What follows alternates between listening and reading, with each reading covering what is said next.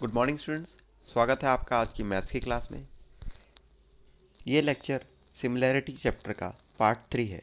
ठीक है, यानी कि ज्यामितीय आकृतियों में समरूपता का पार्ट 3 है। इससे पहले के 2 लेक्चर आप लोगों ने देख लिए होंगे, तो आज हम तीसरा लेक्चर कंटिन्यू करेंगे। ठीक है, मैं आपको बता दूं कि प्रश्नावली 2 के सारे प्रश्न हम लोगों ने हल कर लिए हैं। कुछ प्रश्नों के मैंने ऑनलाइन बताया हुआ था आपको, और कुछ प्रश्नों को हम लोगों ने नोट्स में डिस्कस कर लिया हुआ है। ठीक है, फिर भी एक क्वेश्चन फिर भी डिस्कस कर लेते हैं, ताकि किसी को अगर कोई डाउट हो तो उसको क्लैरिटी मिल जाए। ठीक है, तो एक क्वेश्चन देखते हैं, question number 8। In figure the points A B C are located respectively on O P O Q और Q R in such a way that AB is parallel to PQ and AC is parallel to PR. Show that BC is parallel to QR. Okay, चलिए। In figure, the points A, B, C are located respectively on OP, OQ and QR in such a way that AB is parallel to PQ, AC is parallel to PR. Show that BC will be parallel to QR. ठीक है, की तरफ आगे बढ़ते हैं। Question में कह रहा है एक ट्राइंगल है पी क्यू आर, जिसमें पी ओ, ओ क्यू और ओ आर 3 लाइनें अंदर में दी हुई हैं। ठीक है, अब बोल रहा है कि ए बी सी 3 बिंदु है कौन कौन सी रेखाओं पर, पी ओ क्यू और ओ आर पे। इस प्रकार से है कि ए बी जो है वो समांतर है, पैरेलल है पी क्यू के, ए सी समांतर है पी आर के, और अब आपको प्रूफ करना है कि बी से सी जो है वो समांतर होगा क्यू से आर के। ठीक है, तो इसको हम लोग क्या करेंगे, हल करते हैं। ठीक, सबसे पहले देख लो गिवन।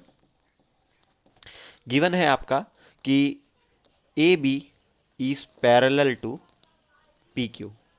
ठीक है, A B is parallel to P Q.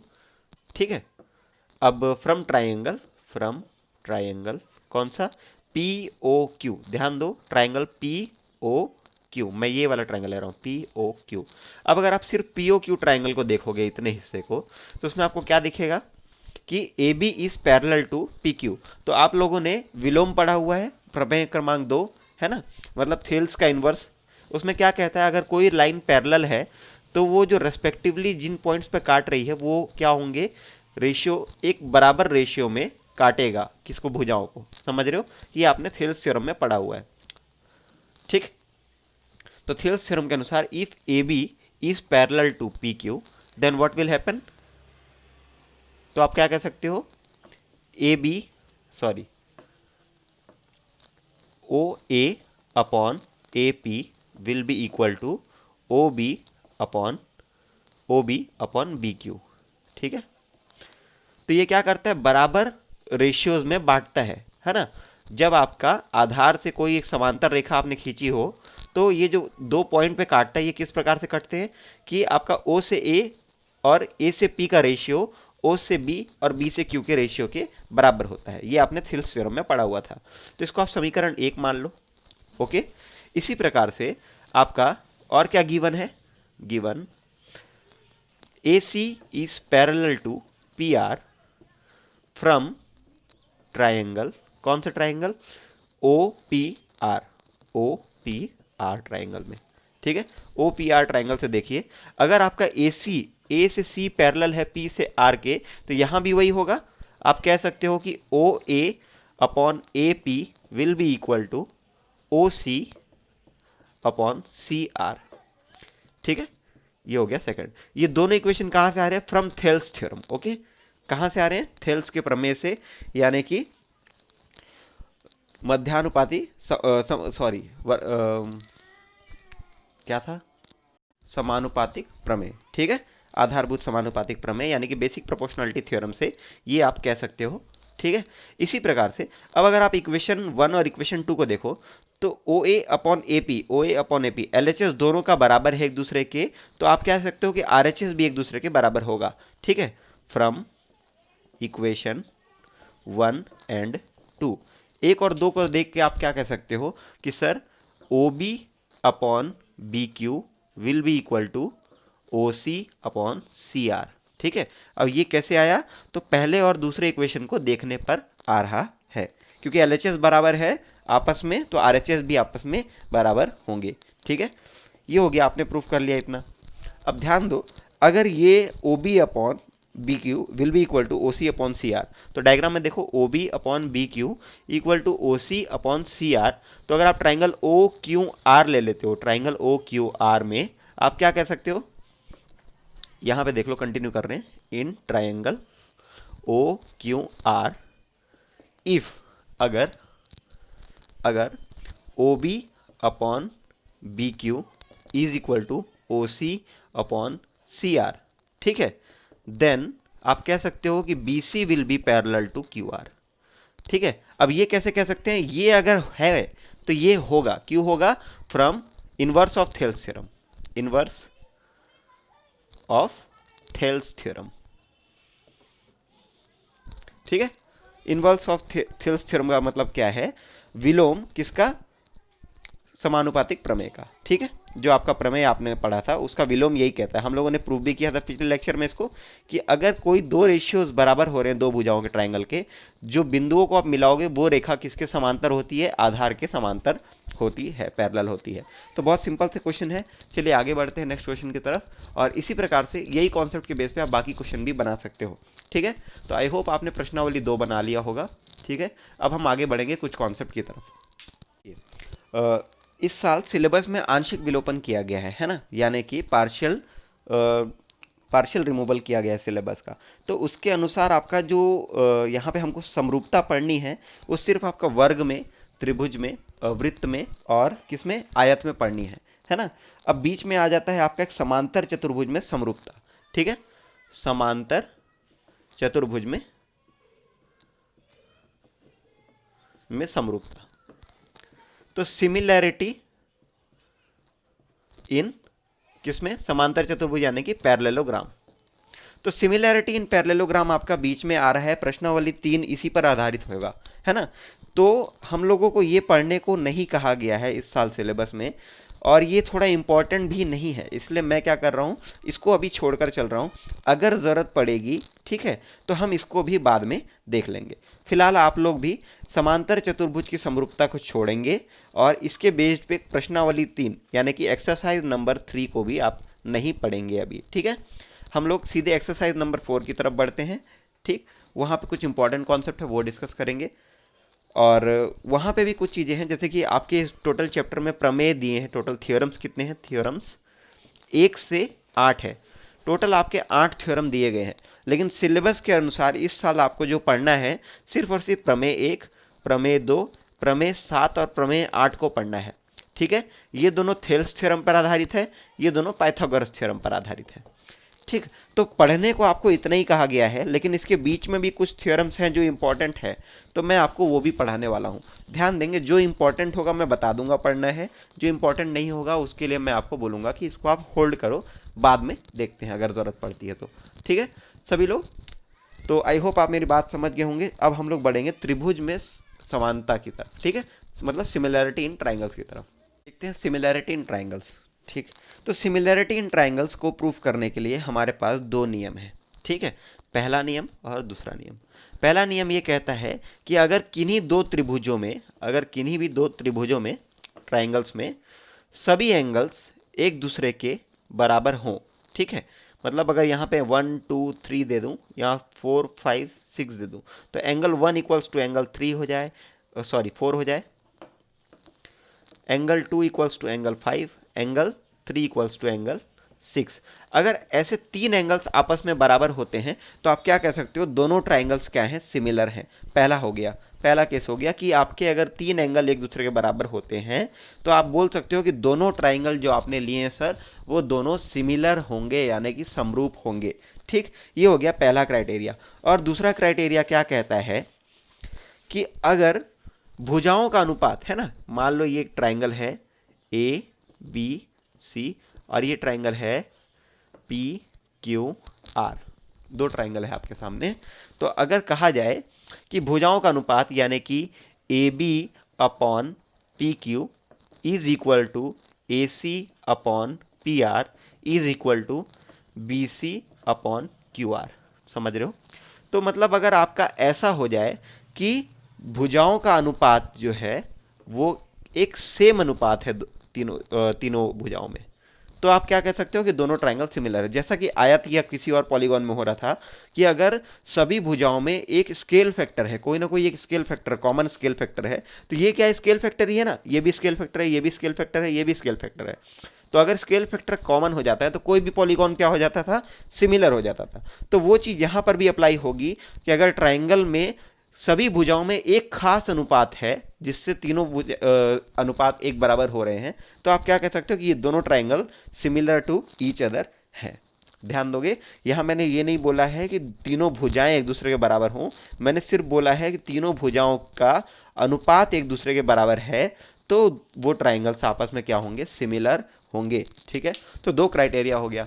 पहला क्राइटेरिया एंगल एंगल एंगल का, और दूसरा हो गया रेशियोज ऑफ करस्पॉन्डिंग साइड का, यानी कि संगत भुजाओं के अनुपात का। अगर संगत भुजाओं का अनुपात बराबर हो रहा है तो वो दोनों ट्राइंगल क्या होंगे, सिमिलर होंगे, यानी कि समरूप होंगे। इसी प्रकार से अगर तीनों कोण बराबर दिए हुए हैं आपको, है ना, तो भी वो दोनों ट्राइंगल क्या होंगे, समरूप होंगे। ओके, कैसे और समझो।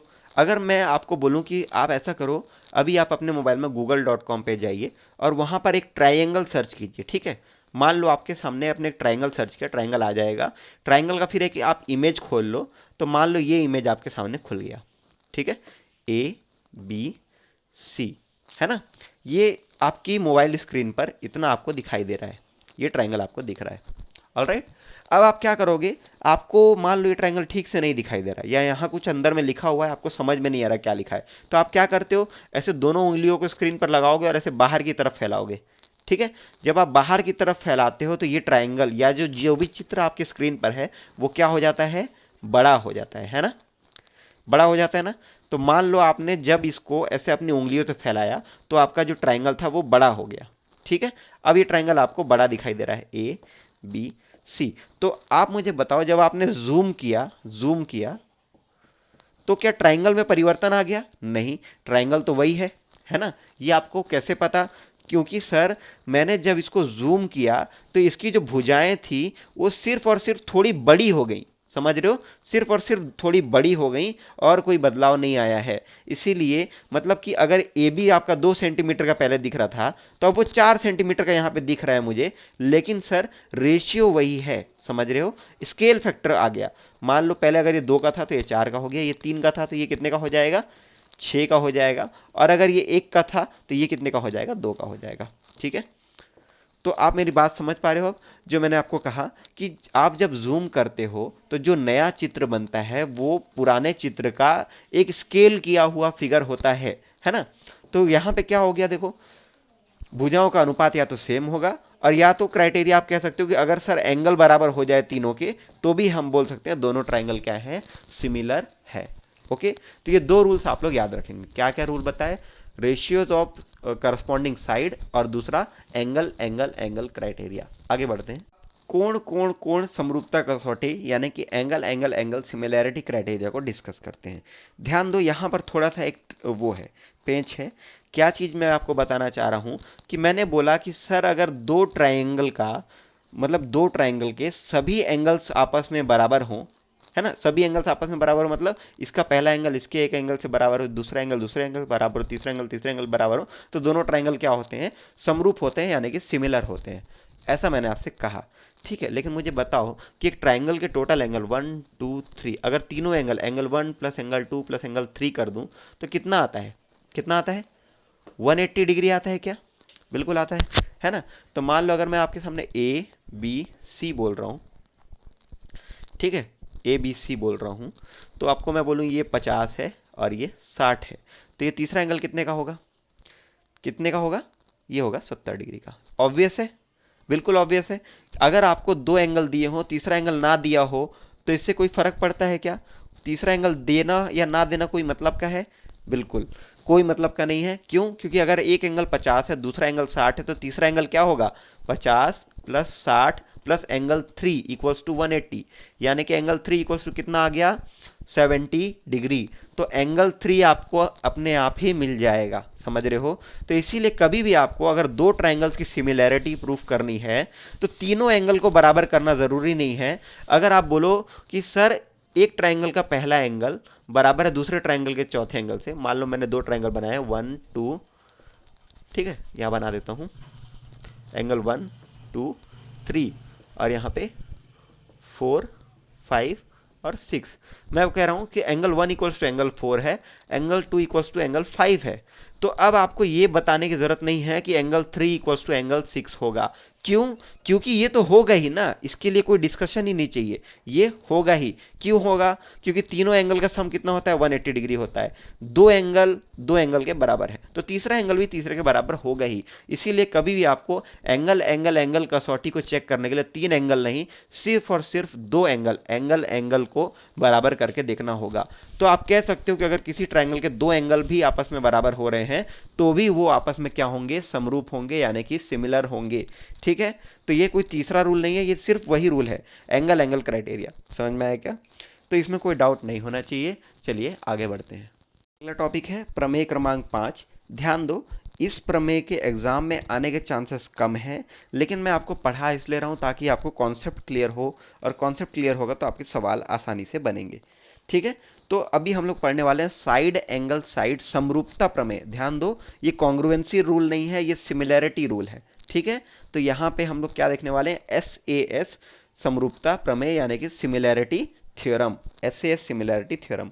स्टेटमेंट क्या कहता है? यदि एक त्रिभुज का एक कोण दूसरे त्रिभुज के एक कोण के बराबर हो और इस कोण को अंतर्गत करने वाली भुजाओं का एक क्या हो? समानुपात में हो।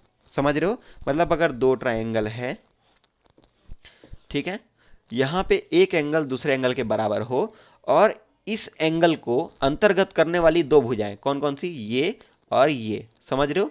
ये जो कोण को बीच में ले रही है ये दो भुजाएं, इसका अनुपात दूसरे ट्राइंगल के दो भुजाओं के अनुपात के बराबर हो। मतलब कि अगर ये A है, ये B है, ये C है, ये D है, E है और F है। समझ रहे हो? अब यहां पे बोल रहा है कि angle A equals to angle D है और दूसरा AB अनुपात DE बराबर है AC अनुपात DF के।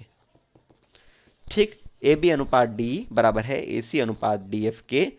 तो आपका क्या होगा? अगर ये दोनों चीजें दी गई हैं तो दोनों ट्राइंगल क्या होते हैं? सिमिलर होते हैं। ठीक है, ये आपको प्रूफ करना है, ये प्रमेय को आपको सिद्ध करना है। ध्यान दो, यहाँ पे साइड कौन सा? पहला साइड S, एंगल A, फिर साइड S, तो SAS समरूपता प्रमेय, ये आपको प्रूफ करना है। प्रूफ क्या करना है? दिया हुआ है। ठीक है, चलो इसको प्रूफ करके देखते हैं आप कैसे होगा, है ना। इंग्लिश में आपको बोल रहा है कि अगर कोई एक एंगल दूसरे ट्राइंगल के एंगल के बराबर हो और इस एंगल को इंक्लूड करने वाले दो भुजाएं, दो साइड्स भी आपस में प्रोपोर्शनल हो। समझ रहे हो? AB is proportional to AB upon DE is equal to AC upon DF। ठीक है, तो ये दो चीजें आपको कहाँ दी गई हैं? स्टेटमेंट में। तो हम लोग क्या लिख सकते हैं? अकॉर्डिंग टू स्टेटमेंट, यानी कि कथनानुसार। ठीक है, तो जो आपको कथन में दिया गया उसको हम लिख लेते हैं अकॉर्डिंग टू स्टेटमेंट। कथन के अनुसार क्या दिया है? Angle A is equals to angle D। पहली बात ये दिया हुआ है आपको। और दूसरा क्या दिया हुआ है? दूसरा क्या दिया हुआ है? AB upon DE is equals to AC upon DF। ये दोनों चीजें हैं, आपको बता दिया है। अब आपको इन दोनों को लेकर ये प्रूफ करना है कि ये दोनों ट्राइंगल क्या होंगे? सिमिलर होंगे, यानी कि समरूप होंगे, ये आपको प्रूफ करना है। ओके, तो इसको मैं इक्वेशन नंबर 1 नाम दे देता हूं। ओके, इसको इक्वेशन नंबर 1 नाम दे देते हैं। अब आपको यहां पे क्या करना है? कंस्ट्रक्शन करना है। कंस्ट्रक्शन करना है यानी कि रचना करनी है। अब रचना क्या करनी है? आपको DE भुजा पे एक पॉइंट लेना है। कौन सा पॉइंट लेना है? P लेना है। और AC भुजा DF भुजा पे एक पॉइंट लेना है, Q लेना है। ठीक, तो P और Q लेना है और इन दोनों को ऐसे डॉटेड लाइन से मिला लेना है। ओके, अब आपको कैसा लेना है? आपको कंस्ट्रक्शन करना है DP is equals to AB। आपको AB के बराबर क्या लेना है? DP लेना है। AB के बराबर DP लेना है दूसरे ट्राइंगल पे। और वैसे ही AC के बराबर, इस लंबाई के बराबर क्या लेना है? DQ लेना है। DQ लेना है। ध्यान दो, हम लोग मान के चल रहे हैं कि ये ट्राइंगल जो है इस ट्राइंगल से बड़ा है, इसीलिए इसकी भुजाएं भी इस ट्राइंगल से बड़ी होंगी। ओके, ये भुजा बड़ी है इससे, इसीलिए ए बी को आप जब यहां पर लेकर आओगे तो डी पी, पी पॉइंट अंदर मिलेगा आपको, ठीक है। तो डी पी मिल गया आपको। Okay, D P is equals to A B and A C is equals to D Q. इतना हो गया, ये आपकी दो चीज़ हो गई, और बाकी तो वही चीज़ें हैं, ठीक है। तो अब हम लोग क्या कर लिए, कंस्ट्रक्शन कर लिए हैं। ओके, अब आप ट्राइंगल कौन सा देखिए, ट्राइंगल देखिए डी ई एफ को। डी ई एफ में क्या हो रहा है, यहाँ पे देखो आपका है A B upon D E is equals to A C upon D F, ये दिया गया था। अब मैं क्या कर सकता हूँ, ए बी जो लिखा हुआ है उसको डी पी लिख सकता हूँ क्या, क्योंकि ए बी और डी पी बराबर हैं। तो ए बी को मैं क्या लिखूंगा, डी पी, ए बी को D P upon D E बराबर हो जाएगा, ए सी के जगह पे आ जाएगा D Q, D Q upon D F. ठीक, तो ये रेशियो को मैंने ऐसे लिख लिया है। ओके, यहाँ तक कोई दिक्कत नहीं होनी चाहिए। अभी मैं इसको अगले लाइन में पलट कर भी लिख सकता हूँ क्या, है ना। तो इसको लिख सकता हूँ पलट के, तो D E upon D P will be equals to D F upon D Q, इतना लिख सकते हैं। ओके, ठीक। अब मैं इसको मिटा रहा हूँ, थोड़ा आप पॉज करके नोट डाउन कर लेंगे। आगे देखो यहाँ से D upon D P D F upon D Q. अब मैं क्या कर रहा हूँ, subtract both side, subtract both side -1, मतलब दोनों तरफ मैं एक घटाऊंगा, सब्ट्रैक्ट बोथ साइड 1 यानी कि दोनों पक्षों में एक घटाने पर। तो डी ई अपॉन में D P -1 equals to D F upon में डी क्यू -1। अब इसको और क्या कैसे सॉल्व कर सकते हो, सिंप्लीफाई करो, D P D E minus D P बराबर D F minus D Q upon में डी क्यू। ठीक, अब देखो यहाँ पे फिगर में आ जाओ, डीई में डीपी घटाओगे तो क्या बचेगा, डीई पी बचेगा क्या, देख लो, डीई में डीपी घटा रहे हो, डीई में डीपी घटा रहे हो तो क्या बचेगा, पीई अपॉन में डीपी बराबर डीएफ में डीक्यू घटा दिए तो क्या बचेगा, क्यू से एफ बच जाएगा, क्यू एफ अपॉन में क्या आ जाएगा, डी क्यू। अब फिर फिगर की तरफ आ जाओ, फिगर की तरफ आ जाओ, यहाँ क्या बोल रहा है, अब देखो पीई अपॉन डीपी, तो डीपी पीई अपॉन डीपी और वैसे Q F upon D Q. तो यहाँ से आपको थेल्स थ्योरम याद आएगा, sorry inverse of Thales theorem. Inverse of Thales theorem क्या कहता था कि अगर दो रेशियोज एक दूसरे के बराबर हों, ठीक है, दो रेशियोज एक दूसरे के बराबर हों, तो आप क्या कह सकते हो, इन दोनों पॉइंट्स को मिलाने पे ये रेखा समांतर होती है किसके, आधार के। इसीलिए हम लोग क्या लिख सकते हैं, therefore P Q will be parallel to E F, है ना, P Q will be parallel to E F from inverse of Thales theorem, inverse of Thales theorem, है ना, इनवर्स ऑफ थेल्स थ्योरम यानी कि समानुपातिक प्रमेय के विलोम के अनुसार। ओके, तो ये आ गया इसके पैरेलल। ठीक, इतना कॉन्सेप्ट समझ में आया क्या, ठीक। अभी मुझे बताओ, अगर ये रेखा इस रेखा के समांतर है और ये डीई एक तिर्यक रेखा है, तो आपने पिछले साल पढ़ा है कि ये एंगल और ये एंगल बराबर होंगे। क्यों, क्योंकि ये दोनों लाइन पैरेलल है और उनको एक ट्रांसवर्सल काट रहा है, तो ये जो करस्पॉन्डिंग एंगल बनते हैं दोनों क्या होते हैं, आपस में बराबर होते हैं। तो आप लिख सकते हो angle E equals to angle P, पहली चीज। ठीक, और वैसे ही और क्या लिख सकते हो, एंगल एफ बराबर angle Q, angle F will be equals to angle Q. यहां तक समझ में आया। अब देखो E बराबर P है, Q बराबर F है, तो अब यहां पे कौन सा रूल लग जाएगा, अगर आप ट्राइंगल डी पी क्यू को और ट्राइंगल डी ई एफ को देखो आपस में, तो देखो डी पी क्यू और डी ई एफ में ये एंगल बराबर है इसके, ये एंगल बराबर है इसके, मतलब एंगल एंगल थ्योरम, दो एंगल बराबर हों तो आप क्या कह सकते हो, दोनों ट्राइंगल क्या होते हैं, आपस में सिमिलर होते हैं। तो triangle D P Q is similar to triangle D E F. समझ में आया क्या, ये दोनों ट्राइंगल आपस में क्या हो गए, सिमिलर हो गए। ठीक, ये दोनों ट्राइंगल आपस में सिमिलर हो गए। तो अब आप क्या कह सकते हो, आगे बढ़ जाओ बनाने के लिए, इतना नोट डाउन कर लेंगे। ठीक है, अब अगर ये दोनों और ट्राइंगल आपस में सिमिलर हैं, अब आप फ्रॉम ट्राइंगल देखो, from triangle A B C and triangle D P Q, A B C और डी पी क्यू को दोबारा देखो। आपको मैंने क्या बोला था, आपको लेना है ए बी बराबर डी पी, तो आपने डी पी की रचना ही ऐसे की थी कि वो ए बी के बराबर है, पहली चीज है ना। दूसरा क्या है, ए सी बराबर है किसके, डी क्यू के। ये दोनों कहाँ से आ रहे हैं, फ्रॉम कंस्ट्रक्शन, आपने कंस्ट्रक्शन ही ऐसा किया था। और अभी आपका क्या पता चला आपको कि, अभी आपको क्या पता चला थोड़ी देर पहले, गिवन था कि एंगल ए और एंगल डी क्या है, आपस में बराबर है, angle A is equals to angle D. तो यहां पे क्या हो जाएगा, देख लो, side angle side, side angle side criteria से triangle A B C will be congruent to triangle D P Q. ये ट्राइंगल और ये छोटा ट्राइंगल क्या है, आपस में कॉन्ग्रुएंट है, यानी कि एग्जैक्टली एक बराबर है। अगर ये दोनों ट्राइंगल आपस में एक बराबर हैं, और क्या कह रहा है कि ये वाला ट्राइंगल, छोटा वाला ट्राइंगल इस बड़े ट्राइंगल के सिमिलर है। ध्यान दो, ये दोनों ट्राइंगल बराबर हैं, ये ट्राइंगल इस ट्राइंगल के सिमिलर है। इसका मतलब क्या हो गया कि ये ट्राइंगल भी इस ट्राइंगल के सिमिलर होगा, ठीक है। From therefore we can say that, now we can say that triangle ABC will be similar to triangle कौन सा, DEF, DEF, ठीक है। ये हो गया आपका सॉल्यूशन। कैसे आया, इसको इक्वेशन नंबर आप क्या दे दो, शायद 3 होगा ये, और ये हो जाएगा 2 इक्वेशन नंबर, ओके। तो इक्वेशन नंबर 2 और इक्वेशन नंबर 3 को आप, सॉरी ये 2 होगा और ये 3 होगा, तो 2 और 3 को आप देखकर क्या कह सकते हो, ABC will be similar to triangle DEF, all right. तो इसको मैं एक बार रिवाइज करा देता हूँ। आपको बोला था अगर एक एंगल दूसरे ट्रायंगल के एक एंगल के बराबर हो और इन दोनों को अंतर्गत करने वाली यानी कि इंक्लूड करने वाली भुजाएं आपस में बराबर है, तो ये भुजा, सॉरी, इस भुजा का अनुपात और इस भुजा का अनुपात एक बराबर है। तो आपको गिवन में क्या दिया रहेगा, angle A equals to angle D है, और दूसरा ए बी अपॉन में D E is equals to A C upon में डी एफ, इतना आपको दिया रहेगा, ठीक है। तो अब आपको प्रूफ करना है कि ये ट्राइंगल इस ट्राइंगल के सिमिलर है, ठीक।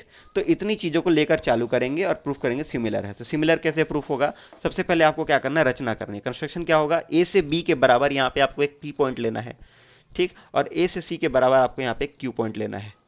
इन दोनों को आपस में मिला दो ऐसे, तो एक ट्राइंगल बन जाएगा डी पी क्यू, ठीक है, ए बी सी और triangle D P Q, all right. अभी देखो, अब आपने यहाँ पे ये बना लिया, आपको क्या बोल रहा था, दिया हुआ था कि ए बी अपॉन में D E is equals to A C upon में डी एफ, ठीक।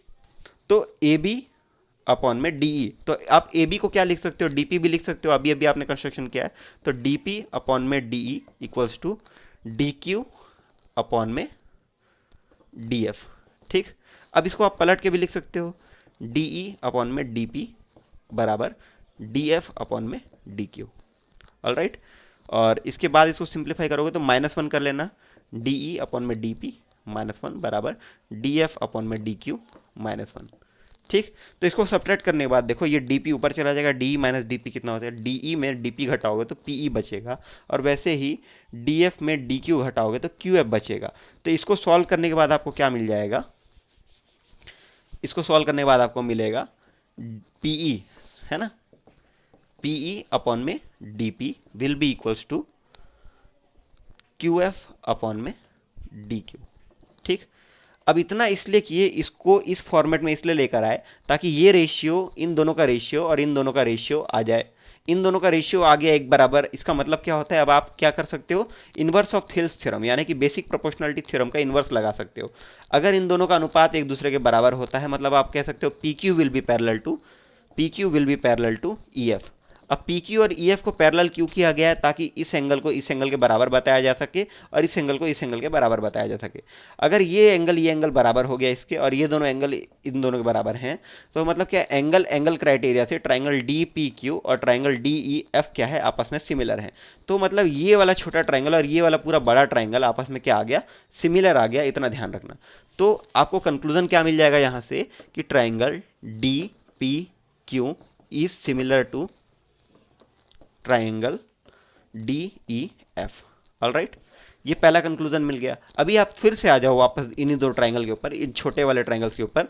आपने बनाया था ए बी बराबर डी पी, डीपी को आपने बनाया ऐसा था कि वो ए बी के बराबर हो, आपको दिया गया है सवाल में पहले से ही कि angle A is equals to angle D, तो मतलब ये कोण और ये कोण आपस में पहले से बराबर है, ठीक है। और वैसे ही आपने एक और कंस्ट्रक्शन किया था, ए सी बराबर क्या हो जाएगा, ए सी बराबर क्या हो जाएगा, डी क्यू। तो ये कौन सा क्राइटेरिया है, side angle side criteria, S S criteria for congruency, S S criteria for congruency. ध्यान दो, ये सर्वांग समता का नियम लगाए हम लोग, ठीक है। तो ये ट्रायंगल इस वाले छोटे ट्रायंगल के सर्वांग सम होगा, सर्वांग सम का मतलब एकदम बराबर होगा। तो भाई अगर ये ट्रायंगल इस बड़े ट्रायंगल के सिमिलर है और ये ट्रायंगल इस ट्रायंगल के बराबर है, तो ये ट्रायंगल भी इस बड़े ट्रायंगल के सिमिलर होगा, ठीक है। तो यहां से आपको क्या मिल जाएगा, triangle A B C is congruent to triangle D P Q, ठीक है। तो ये इसको इक्वेशन नंबर 2 मानो, इसको इक्वेशन नंबर 1 मानो। तो इन दोनों को अगर आप कंपेयर करोगे तो कंक्लूजन क्या मिलेगा कि आप कंक्लूड कर सकते हो कि triangle A B C is similar to triangle D E F. Okay, तो इस प्रकार से आपको अप्रोच करना है। एक और उसकी तरफ चलते हैं। ठीक, अगला थ्योरम है प्रमेय नंबर 6, एस एस एस यानी कि भुजा भुजा भुजा समरूपता प्रमेय, ठीक है, यानी कि side side side similarity theorem. आपको यहाँ पर क्या स्टेटमेंट में बोल रहा है, स्टेटमेंट ध्यान से सुनो। यदि दो त्रिभुज में एक त्रिभुज की भुजाएं दूसरे त्रिभुज की भुजाओं के समानुपाती हो तो वो दोनों त्रिभुज क्या होते हैं, समरूप होते हैं। ऑलराइट, आपको बोल रहा है, दिया गया है कि इफ ए बी अपॉन में D E is equal to A C upon में D F is equals to B C upon में ई एफ, ठीक है। अगर ऐसा होता है, मतलब इसका इसका रेशियो इसके रेशियो के बराबर और इसके रेशियो के बराबर होता है, तो आप क्या कह सकते हो कि एसएसएस समरूपता से ये दोनों ट्राइंगल सिमिलर होंगे, ठीक है। इस नियम का इस्तेमाल हम बाद में करेंगे, पहले इस नियम को प्रूफ करेंगे। तो आपको प्रूफ करना है कि अगर ये रेशियोज आपस में बराबर हो रहे हैं तो ये दोनों ट्राइंगल आपस में सिमिलर होते हैं। तो सिमिलर कंस्ट्रक्शन जैसा कि आपने इससे पहले किया था वही हमने करने वाले हैं। ए बी के बराबर आपको क्या करना है, एक पॉइंट लेना है P, ठीक है, और वैसे ही AC के बराबर दूसरा पॉइंट लेना है Q, और P से Q को आपस में मिला दो, ठीक, P से Q को आपस में मिला दो। ये हो गया आपका कंस्ट्रक्शन वर्क, ठीक। कंस्ट्रक्शन क्या है, कंस्ट्रक्शन क्या है यानी कि रचना क्या है आपका, A से B बराबर है D से P के, और दूसरा है A से C बराबर है D से Q के। इतना समझ में आया क्या, ठीक। अभी हम लोग क्या करेंगे, कुछ नहीं किया, इस ट्रायंगल को उठा के इसके ऊपर रख दिया है, समझ में आया क्या। अब मैं इस छोटे ट्रायंगल को और इस पूरे बड़े ट्रायंगल को आपस में सिमिलर प्रूफ करूंगा, ठीक है। तो कैसे होगा ये, देख लो, आपको क्या दिया हुआ था, A B by D E, A B by D E, और यहाँ पे A C by D F. सिर्फ इतना देखो आप लोग, इतना आपका क्या दिया है, A B by D E बराबर A C by D F दिया हुआ है, ये आपको गिवन है, यानी कि दिया गया है। तो अब आप ए बी को क्या लिख सकते हो, डी पी लिख सकते हो क्या, डी से पी बटे में डी से ई, ठीक है। और ए सी को आप क्या लिख सकते हो, डी से क्यू, डी से क्यू अपॉन में डी से ई, ठीक। कितना सिंपल है। अब इसको मैं पलट कर भी लिख सकता हूं, है ना, डी से ई ऊपर और डी से पी नीचे, और साथ में डी से ई ऊपर और डी से क्यू नीचे, ठीक, सॉरी डी से एफ था, तो ये डी से एफ ऊपर और डी से ये भी एफ होगा, और ये डी से क्यू नीचे, ठीक। अब इसमें भी वही करेंगे, subtract one from both side, दोनों पक्षों में एक घटाने पर, कहां पे, इसमें है ना, तो D E upon D P minus one बराबर डी एफ अपॉन में डी क्यू माइनस वन, ठीक है। इसको और सिंप्लीफाई करोगे तो क्या आ जाएगा, D E minus D P upon में डी पी बराबर डी एफ माइनस में डी क्यू अपॉन में डी क्यू, ठीक। तो डी ई में डी पी घटता है तो क्या आता है, पी ई आता है। इसको आगे यहीं पे लिख रहा हूं, डी ई में डी पी घटता है तो क्या आ जाता है, पी ई आ जाता है, और बटे में क्या आ गया, डी पी। और यहाँ पे डी एफ में डी क्यू घटा दो, डी एफ में डी से क्यू घटाओगे तो क्यू से एफ आएगा, क्यू एफ अपॉन में आ जाएगा डी से क्यू। ऑलराइट, ये इतना आ गया, ठीक। तो ये इक्वेशन नंबर 2 मान लो इसको। तो इक्वेशन नंबर 2 को देखकर आप क्या कह सकते हो, ये क्या दिला रहा है आपको, याद क्या दिला रहा है, inverse of basic proportionality theorem, यानी कि आधारभूत समानुपातिक प्रमेय का विलोम है। विलोम क्या कहता था कि अगर इन दोनों का रेशियो आपस में बराबर हो तो इन दोनों पॉइंट्स को जोड़ने पर जो रेखा बनेगी वो इसके समांतर होगी। तो आप क्या कह सकते हो, therefore P Q will be parallel to E F. समझ में आया क्या, आपका पी क्यू है वो पैरेलल होगा ई एफ के, पी से क्यू पैरेलल होगा ई एफ के, इसमें कोई डाउट होगा नहीं होना चाहिए। ठीक, P Q is parallel to E F. चलिए मिटा रहा हूं, आप ऊपर की तरफ देखेंगे। ओके, तो अब आ गया, इतना काम का है आपके। तो P Q is parallel to E F, all right. अभी देखो, अगर पी क्यू पैरेलल है ई एफ के and D E is transversal, P Q is parallel to E F and D E is transversal, यानी कि P Q समांतर है E F के और डी ई क्या है, एक तिर्यक है। तिर्यक रेखा जानते हो सभी लोग, तिर्यक है। तो इससे क्या हो जाता है, angle angle D P Q will be equal to angle D E F. ये वाला एंगल बराबर होगा इस वाले एंगल के। समझ में आया क्या। दूसरा, angle D Q P will be equal to angle D F E. ठीक, अब ये दोनों क्या है, एंगल एंगल क्राइटेरिया हो गया। क्या एंगल एंगल क्राइटेरिया, अभी अभी आपने पढ़ा इसको, एंगल एंगल क्राइटेरिया यानी कि प्रमेय क्रमांक 5। तो प्रमेय क्रमांक 5 के अनुसार क्या हो जाएगा, ठीक है, ये क्या हो जाएगा कि triangle D P Q will be similar to triangle D E F. ये अभी अभी आपने थोड़ी देर पहले प्रूव किया था कि ये दोनों ट्रायंगल अब सिमिलर हो जाएंगे, क्योंकि एंगल एंगल क्राइटेरिया, ये एंगल इसके बराबर है, ये एंगल इसके बराबर है। तो इस क्राइटेरिया के अनुसार ये दोनों ट्रायंगल सिमिलर हो गए। इतना ध्यान रखो, कोई दिक्कत है नहीं होनी चाहिए।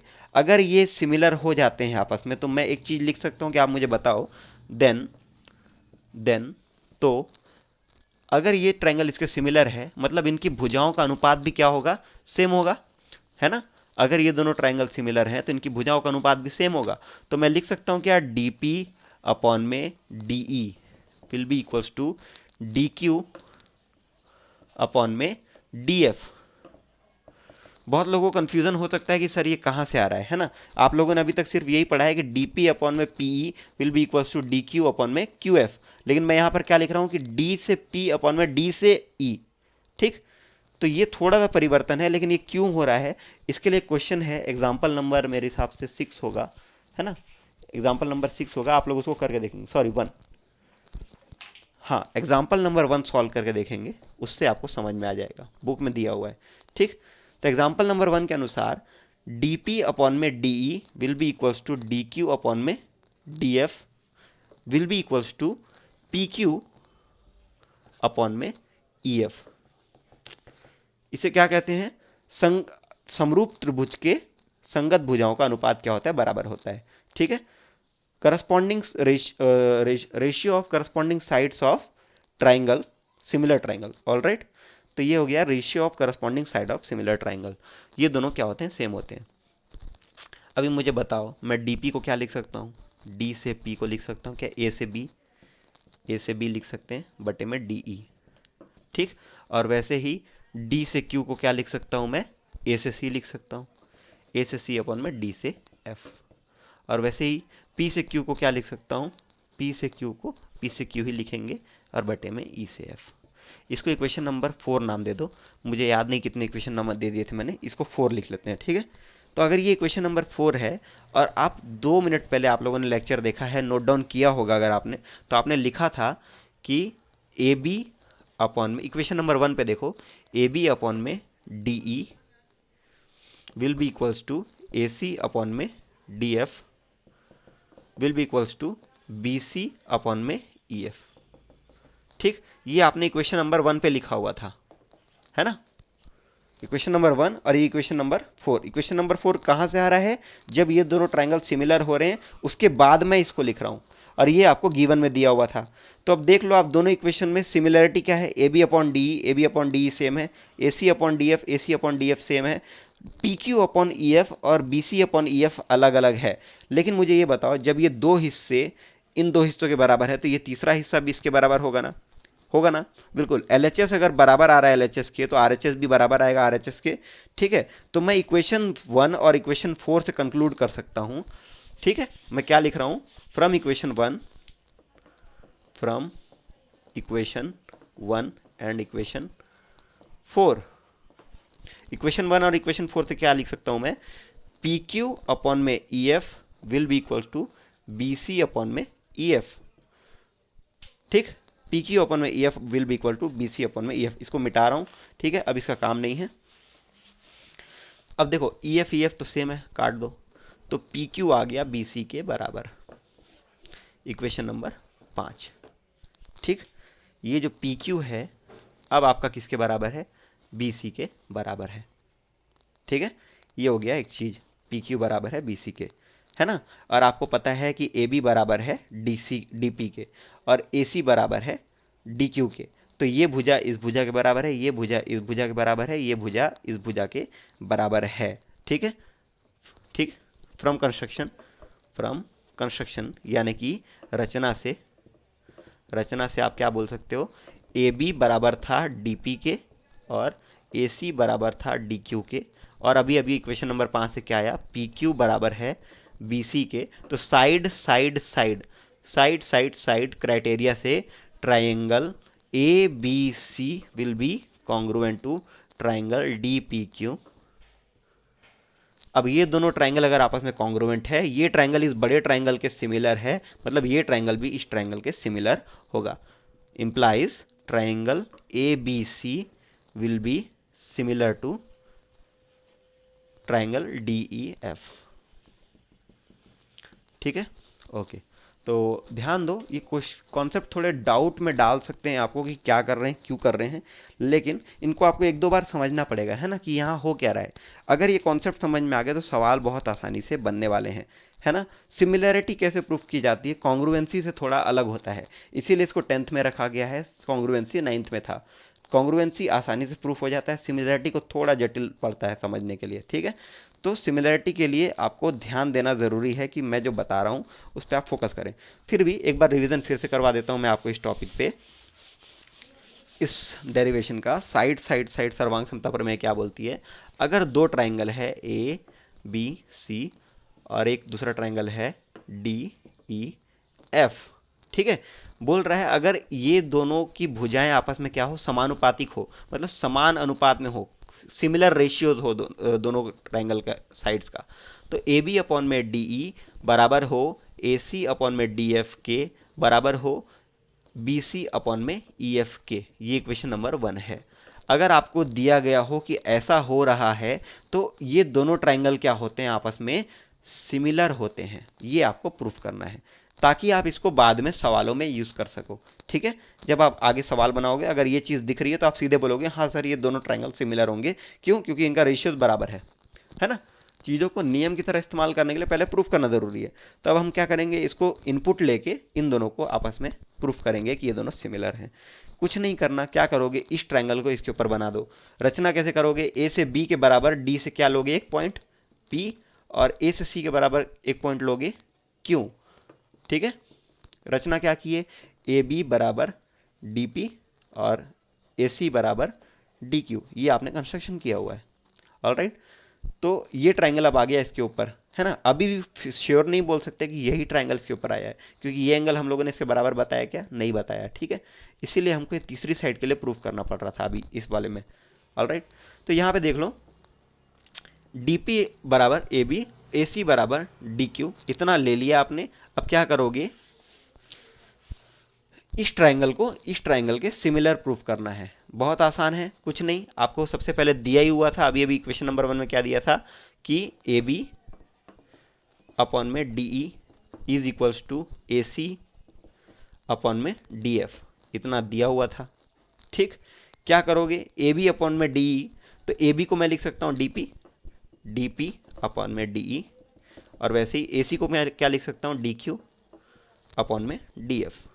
इसी को पलट के लिख लो, डी ई अपॉन में डी पी बराबर डी एफ अपॉन में डी क्यू। -1 करो दोनों तरफ, ठीक। तो D E minus D P upon में डी पी बराबर D F minus D Q upon में डी क्यू, ठीक। इसको और सिंप्लीफाई करोगे तो क्या आ जाएगा, D E minus D P, D ई में डी पी घटा दिए, बड़े में छोटा हिस्सा घटा दिए, क्या बचेगा, पी बचेगा, पी ई अपॉन में डी पी आ जाएगा इधर, और यहाँ पे आ जाएगा क्यू एफ अपॉन में डी क्यू। अब याद करो थेल्स थ्योरम का इन्वर्स, यानी कि बेसिक प्रोपोर्शनलिटी थ्योरम का इन्वर्स। उसमें क्या बोलता था, अगर किसी ट्राइंगल के को दो बिंदु काट रहे हैं और वो उसको समान अनुपात में बांट रही है ना, समानुपातिक विभाजन हो रहा है, तो डी पी अपॉन में पी डी क्यू अपॉन में क्यू एफ के बराबर है, तो ये दोनों लाइंस क्या होते हैं, आपस में पैरेलल होते हैं। तो यहाँ से आपका आ जाएगा P Q is parallel to E F. अगर पी क्यू ई एफ के पैरेलल हुआ तो ये एंगल बराबर ये एंगल और ये एंगल बराबर ये एंगल हो जाएगा, इसमें कोई डाउट नहीं है। क्यों, क्योंकि ये दो समांतर रेखाओं को एक तिर्यक रेखा काट रही है। तो जब ऐसा होता है तो करस्पॉन्डिंग एंगल जो बनते हैं वो क्या होते हैं, आपस में बराबर होते हैं। तो angle D P Q angle D E F के बराबर है, angle D Q P angle D F ई के बराबर है। तो अगर यहाँ पे आप देखो तो एंगल क्राइटेरिया से ये दोनों ट्राइंगल सिमिलर प्रूफ हो गए, छोटा ट्राइंगल और बड़ा ट्राइंगल आपस में सिमिलर प्रूफ हो गए, ठीक। तो अगर ये दोनों ट्राइंगल आपस में सिमिलर हैं तो आप एक नियम लिख सकते हो, कंक्लूजन क्या लिख सकते हो, ठीक है। अगर ये ट्राइंगल इस ट्राइंगल के सिमिलर है, triangle D P Q similar to triangle D E F, तो यहां से निकल कर आता है कि डी पी अपॉन में डी ई बराबर होगा डी क्यू अपॉन में क्यू एफ के, डी क्यू अपॉन में डी एफ के, और ये बराबर होगा पी क्यू अपॉन में ई एफ के, ठीक है। इसको क्या कहते हैं, ratios of corresponding side of similar triangle are equal, है ना। करस्पॉन्डिंग साइड्स अगर आप पकड़ते हो दो सिमिलर ट्राइंगल के तो उनका रेशियो क्या होता है, हमेशा बराबर होता है आपस में। ये कहाँ से प्रूफ होगा, एग्जाम्पल नंबर 1 से। ध्यान दो, ये प्रूफ करना है तो एग्जाम्पल नंबर 1 देखो, ठीक। इसीलिए यहाँ कुछ भी छोड़कर नहीं चलना। तो ये आ गया आपका डी पी अपन में डी बराबर डी क्यू अपन में डी एफ बराबर पी क्यू अपन में ई एफ। तो डी पी तो वैसे ही ए बी के बराबर था, तो लिख दो ए बी अपन में डी ई, और डी क्यू आपका ए सी के बराबर था, तो ए सी अपन में डी एफ, और तीसरा पी क्यू अपन में ई एफ, ठीक। ये इक्वेशन नंबर 4 ले लो। इक्वेशन नंबर 1 क्या था आपका, ए बी अपॉन में D E equals to A C upon में D F equals to B C upon में ई एफ। ये आपको इक्वेशन नंबर 1 बोल रहा था। तो पहला दूसरा हिस्सा दोनों का बराबर है, सिर्फ बच गया तीसरा हिस्सा, बी सी अपॉन में ई एफ और पी क्यू अपॉन में ई एफ। तो ये भी बराबर होगा। मान लो एल एच एस बराबर एल एच एस है तो आर एच एस भी आर एच एस के बराबर होगा। इम्प्लाइज बी सी अपॉन में E F will be equals to P Q upon में ई एफ कट गया, यहाँ से आगे आपका बी सी बराबर होता है पी क्यू के, ठीक है। तो अब आपका ये जो पी क्यू आ गया और ये जो बी सी आ गया, ये दोनों आपस में बराबर हैं, ठीक।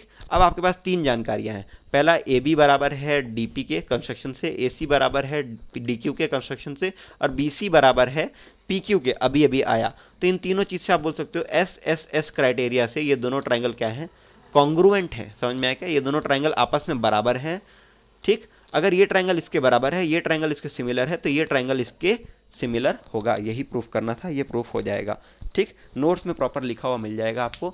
आज का लेक्चर यहीं समाप्त करते हैं, ठीक है। तो इसके आगे इसके बेस पर कुछ क्वेश्चन देखेंगे, ठीक, अगर बन जाते हैं तो, और आगे कंटिन्यू करते हैं कल के लेक्चर में। Thank you.